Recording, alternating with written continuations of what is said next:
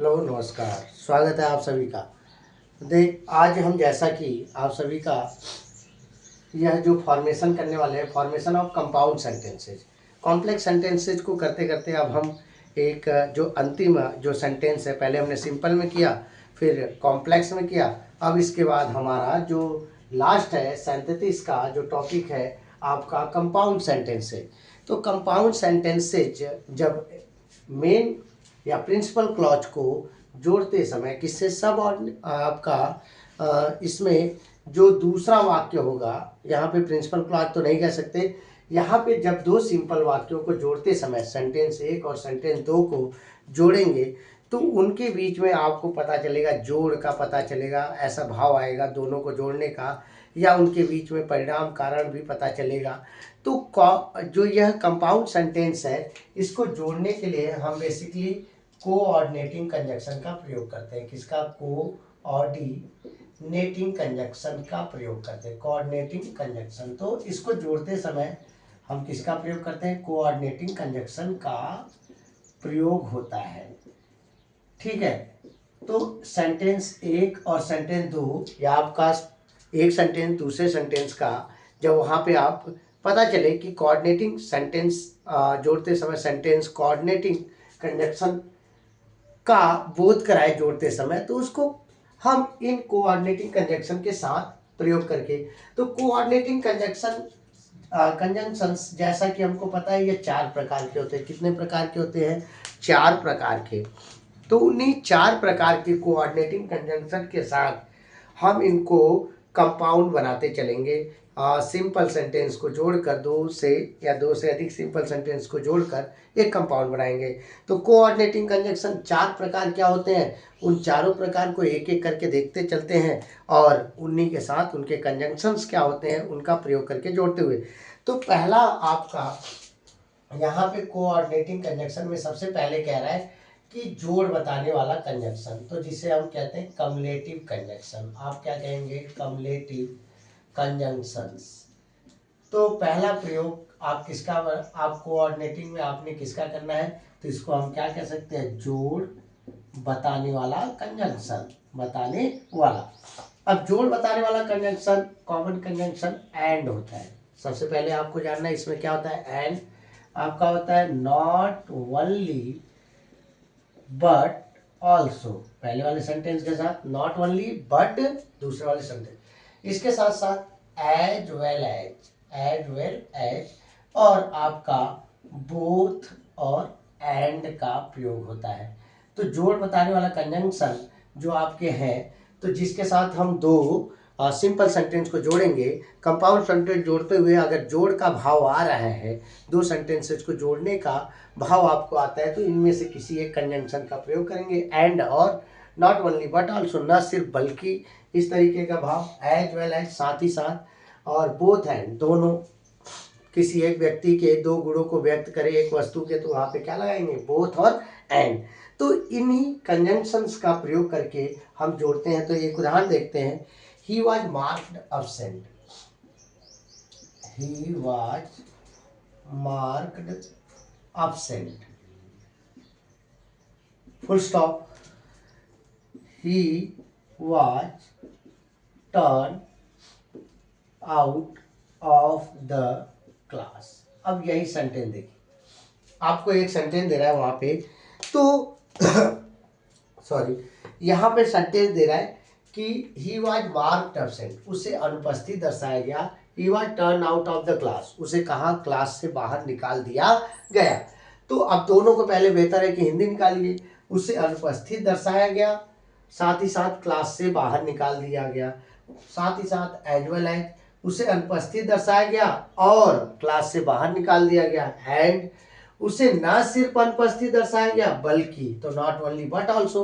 तो देख रहे हैं कि यहाँ पे जब इस तरीके का आपको जोड़ते समय हिंदी में ही भाव आए, तो आप तुरंत पकड़ लेंगे कि आपका यह कंपाउंड सेंटेंसेज में जोड़ बताने वाला यह है। तो कोऑर्डिनेटिंग कंजंक्शन का यूज करते हैं हम। तो पहला प्रकार, तो अगर हम चले तो सिंपल अगर बनाए एंड का प्रयोग करके, तो ही वाज, यहाँ पे क्या हो जाएगा? Marked absent।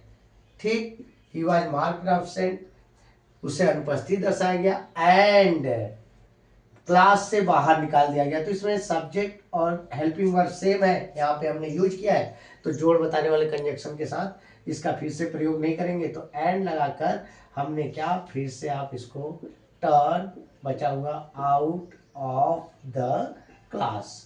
तो यहाँ पे क्या आया, ही वॉज मार्क्ड एब्सेंट, उसे अनुपस्थित दर्शाया गया और क्लास से बाहर निकाल दिया गया।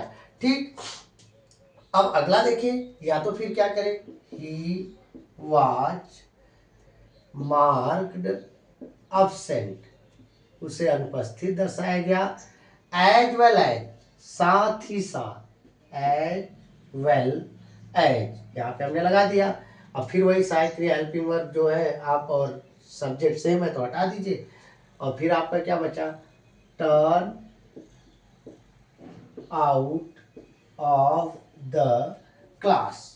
तो ये हमने देखा turn out of the class, तो ये तो आपका हो गया एंड का यूज, और कौन सा हो गया, एज वेल एज। साथ ही साथ उसको भी देख लीजिए, ही वाज नॉट ओनली, पहले वाले सेंटेंस के साथ आप किसका प्रयोग करिए, not only marked absent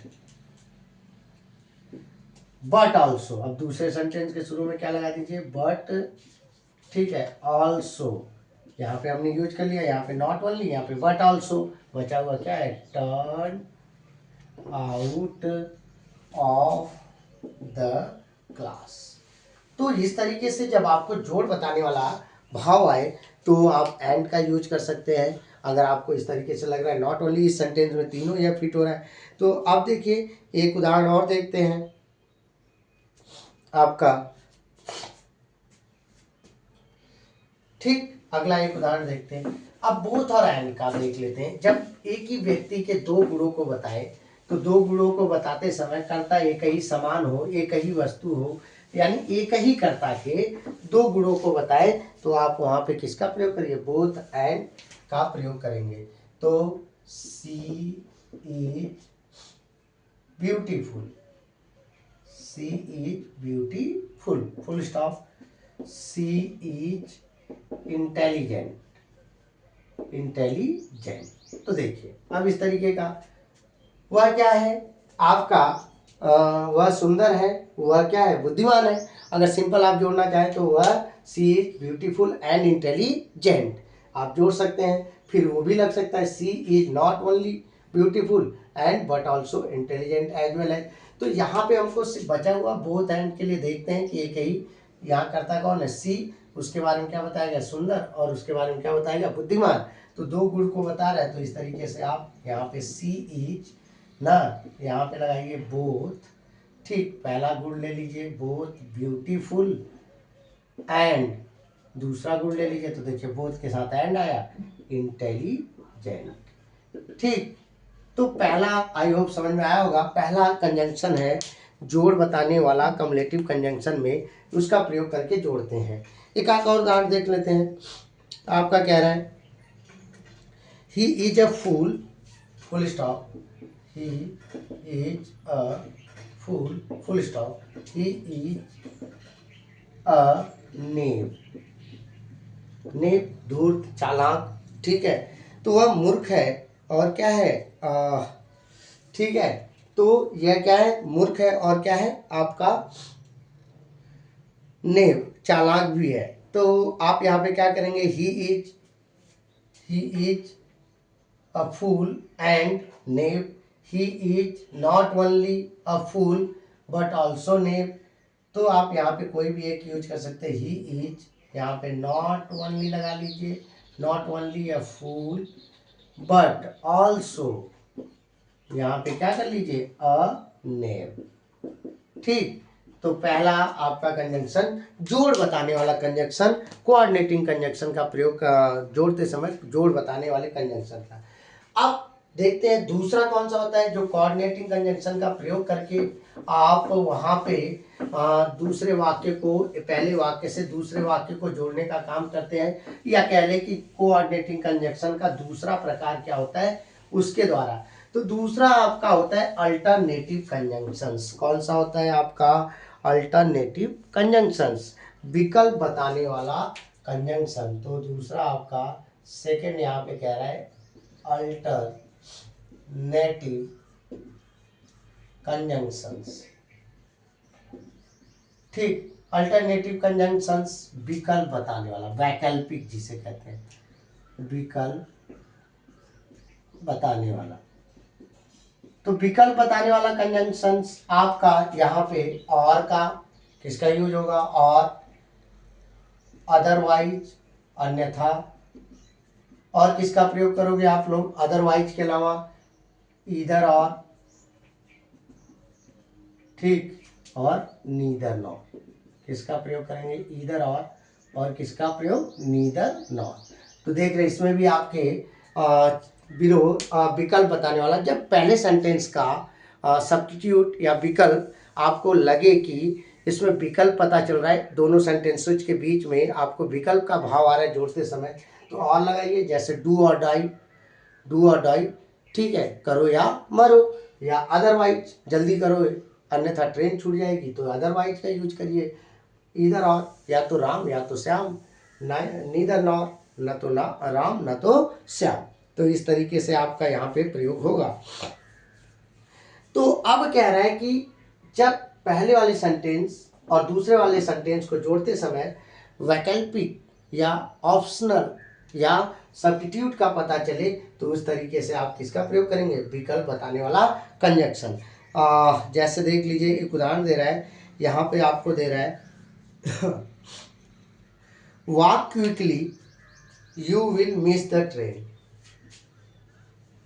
walk quickly full stop you will miss the train, full stop. कह रहे जल्दी चलो, you will miss the train, तुम क्या करोगे, ट्रेन को, या तो ट्रेन छूट जाएगी। तो यहाँ पे और भी आ रहा है, अदरवाइज भी आ रहा है, तो वॉक क्विकली किसी एक को ले लीजिए, जल्दी चलो, वॉक क्विकली, अदरवाइज या तो क्या लगा दीजिए, अन्यथा। हमारे पास विकल्प है, तेज चलो या तो, या और लगा लीजिए, अदरवाइज, या यहाँ पे क्या लगा दीजिए, और, दोनों ही लग जाएगा, अदरवाइज अन्यथा, you will miss the train, तुमसे ट्रेन छूट जाएगी, तो यू, अब यहाँ पे क्या, दूसरे सेंटेंस को same, will miss the train, ठीक। तो आपका हो गया। इसी तरीके से मेक हेस्ट हो, और आपका क्या हो, यहाँ पे लिख दे make haste you will miss the train, तो आप यहाँ पे देख रहे हैं कि अन्यथा का भाव आ रहा है या का भाव आ रहा है, तो विकल्प है कि या तो जल्दी चल लो या तो आप ट्रेन छोड़ दो। तो यहाँ पे इस तरीके का विकल्प आए तो आपको किसका प्रयोग करना है, और या जो इनमें से अन्यथा जो दिख रहा था अदरवाइज। अगला कह रहा है कि आपको कह रहा है, यहाँ पे एक और सेंटेंस देखते हैं, कह रहा है कि आपको यू आर मेड, एक देखते हैं सिंपल सा, कम इन, यहाँ पे दे रहा है कम इन फुल स्टॉप, या कह रहा है कि गो आउट, गो आउट। तो देखिए यह सेंटेंस एक छोटा सा है, कम इन, और दूसरा सेंटेंस कह रहा है गो आउट। तो यहाँ पे देखिए आप क्या कर सकते हैं, एक तो आप क्या लगा सकते हैं, कम इन, यहाँ पे क्या हो सकता है, कम इन, और लगा दीजिए, और गो आउट। तो ये तो यूज ये हो जाएगा, अंदर आओ या बाहर चले जाओ। या इसी को किस तरीके से प्रयोग कर सकता है, इधर कम इन, इसी को देखिए क्या इस तरीके से, इधर कम इन और गो आउट, या चले जाओ, बाहर चले जाओ। तो यहाँ पे देख रहे विकल्प हमें यहाँ भी पता चल रहे थे, तो इधर और का। इस तरीके से जब विकल्प बताने का काम करेगा, जब वहाँ पेपर में आप बैठोगे या हल करते हुए आपको दो सेंटेंस मिले, विकल्प है, तो आप किसका प्रयोग करिएगा, अल्टरनेटिव कंजंक्शंस का, इनमें से और, अदरवाइज, इधर और, नीदर नॉर का प्रयोग कर लेंगे, ठीक। अब आगे देखिए, तो हमें दो पता चल गया, कोऑर्डिनेटिंग कंजंक्शन 4 प्रकार के होते हैं, तो इन्हीं चारों प्रकार से हम जोड़ रहे हैं, 2 प्रकार हमने पता भी चल गया और उसके साथ जोड़ रहे हैं। तीसरा प्रकार है एडवर्सेटिव कंजंक्शन, आपका कौन सा, थर्ड है आपका एडवर्सेटिव कंजंक्शंस। किसका प्रयोग करेंगे? Adversative conjunctions. तो ये होता है विरोध बताने वाला कंजंक्शंस, या आपका क्या? विरोध बताने वाला। ऐसे कंजंक्शन जिससे एक सेंटेंस का विरोधाभास दूसरे सेंटेंस में हो या उसका विपरीत अर्थ रखता हो, तो उसके लिए हम किसका प्रयोग करेंगे? कंपाउंड बनाते समय आपका एडवर्सेटिव कंजंक्शंस का प्रयोग करेंगे। जैसे इसमें आपको कुछ कॉमन है, यहाँ पे आपको लगाना है बट, ठीक है, एट, आपको क्या लगाना है? स्टिल, ठीक। आपका विरोध बताने के लिए किंतु, परंतु, एट, फिर भी, स्टिल, तो भी, इस तरीके से आपका प्रयोग करना है। और यहाँ पे बट, एट, स्टिल, इन सब का प्रयोग करते हैं, तो आदि इन कंजंक्शंस का प्रयोग करके इसको जोड़ेंगे। तो ये सिंपल होंगे और आपको तुरंत समझ में आ जाएगा कि यह पहले सेंटेंस का विरोध कर रहा है। तो जैसे यहाँ पे देखिए एक उदाहरण दे रहा है, he is rich, he is not satisfied. He is rich, he is not satisfied. अब क्या कह रहा है यहाँ पे? आपको दे रहा है कि कह रहा है कि वह अमीर है, वह अमीर है, पहला सेंटेंस। अब वह संतुष्ट नहीं है। तो इस सेंटेंस यानी अमीर होने के साथ साथ उसके पास संतुष्टि नहीं है, तो पहले सेंटेंस का विरोध कहाँ कर रहा है? दूसरा सेंटेंस, वह अमीर है किंतु, बट क्या है? He is not satisfied. He is rich but he is not satisfied. He is rich yet, he is not satisfied. तो आप इनमें से कोई जोड़िए, तो ही इज रिच, आप क्या लगा दीजिए? ही इज रिच, एट लगा दीजिए यहाँ पे, yet, he is not satisfied, ठीक है, यहाँ पे ये हो जाएगा। या आप लगाइए स्टिल भी, ही is rich, still he is not satisfied, या बट भी लगा दीजिए, ही is rich but he is not satisfied. और देख लीजिए, he is slow, he is sure, he is slow, he is sure. इसको देखिए, वह धीमे है, धीमे अर्थात नियमित है, नियमित मतलब मजबूती से कार्य कर रहा है, लेकिन वह निश्चिंत भी है। धीमे तो है लेकिन वह निश्चिंत है। तो लेकिन आप क्या जोड़िए? He is slow but he is sure. तो इस तरीके से आपको पता चलेगा कि पहले वाले सेंटेंस का विरोध दूसरे वाले सेंटेंस में आपको पता चलेगा, तो आप किसका प्रयोग करेंगे? एडवर्सेटिव कंजंक्शंस का प्रयोग करेंगे। और अंतिम जो चौथा है जिसके जरिए हम जोड़ेंगे, फॉर्मेशन कर रहे हैं कंपाउंड सेंटेंस का, तो अंतिम आपका है यहाँ पे लास्ट है परिणाम बताने वाला कंजंक्शन, जिसे हम कहते हैं इलेटिव कंजंक्शंस। क्या कहते हैं? Illative conjunctions. तो यहाँ पे आपका इलेटिव कंजंक्शंस, इलेटिव कंजंक्शंस परिणाम बताने वाला, तो परिणाम बताने वाला रिजल्ट, रिजल्ट बताने के लिए आपको सो का यूज करेंगे। देयर, यहाँ पे क्या सो मतलब इसलिए, देयर फॉर परिणाम के लिए फॉर का यूज करेंगे क्योंकि, ठीक है। इस तरीके से हम इन सब कंजंक्शंस का प्रयोग कर लेंगे। सो, देयर फॉर मतलब इस कारण, और आपका क्या हो जाएगा? यहाँ पे किसका प्रयोग कर लेंगे? फॉर का प्रयोग कर लेंगे। तो जब आपको पहले वाले सेंटेंस का परिणाम ना, या दोनों सेंटेंस को जोड़ते समय परिणाम का बोध हो, रिजल्ट का बोध हो, तो आप इसमें किसका प्रयोग करेंगे? Illative conjunctions. जैसे उदाहरण, I can not see, full stop, I can not see, full stop, it is very dark. अब देखिए, वह देख नहीं पाया, और न देखने का परिणाम क्या पता चल रहा है? इस क्यों नहीं देख पाया, या किसकी वजह से, या इसका परिणाम क्या है? इट इज वेरी डार्क, यह बहुत अंधकार था, तो उसका परिणाम क्या पता चल रहा है? कि वह देख नहीं पाया। तो आप क्या कर सकते हैं? आई कैन नॉट सी, मैं देख नहीं पाया। फॉर, क्योंकि, अगर हम फॉर लगा दें तो पहले क्या हो जाएगा? इट इज वेरी डार्क, या क्या लगा सकते हैं आप, सो भी लगा सकते हैं, I can not see so, I so it is, आप यहाँ पे सो नहीं लगाएंगे, क्या आपका फॉर। तो इस तरीके से आप देख रहे हैं। अब देखिए ही वर्कड हार्ड, अगला देखिए he worked hard full stop, और आपको कह रहा है ही पास्ड, वह पास हो गया, पास्ट। तो देखिए काम करने का परिणाम क्या, मेहनत करने का परिणाम वह पास हो गया। तो यहाँ पे क्या करिए, ही वर्कड हार्ड, ठीक है, सो यहाँ पे क्या लगा दीजिए, ही पास्ट या देयर फॉर, ठीक है। आप किसका प्रयोग कर दीजिए, देयर फॉर का भी प्रयोग कर दीजिए, यहाँ पे देयर फॉर का भी प्रयोग हो सकता है। तो अब यहाँ पे हम देख रहे हैं कि जब एक सेंटेंस दूसरे सेंटेंस को जोड़ते समय परिणाम का बोध हो तो हम किसका प्रयोग करेंगे, इलेक्टिव कंजंक्शन। तो अब हमने देखा कि जब फॉर्मेशन ऑफ कंपाउंड सेंटेंस होता है तो आपको कोऑर्डिनेटिंग कंजंक्शंस का प्रयोग करके इसको जोड़ना होता है। इसके कोऑर्डिनेटिंग कंजंक्शन के 4 प्रकार होते हैं, 4 types, there are 4 types of coordinating conjunction. तो हमने चारों को देखा इन सीक्वेंस, पहला कौन सा था, तो उनके कंजंक्शंस क्या थे और हमने कैसे जोड़ा। तो आशा करता हूँ कि पसंद आया होगा यह वीडियो। धन्यवाद।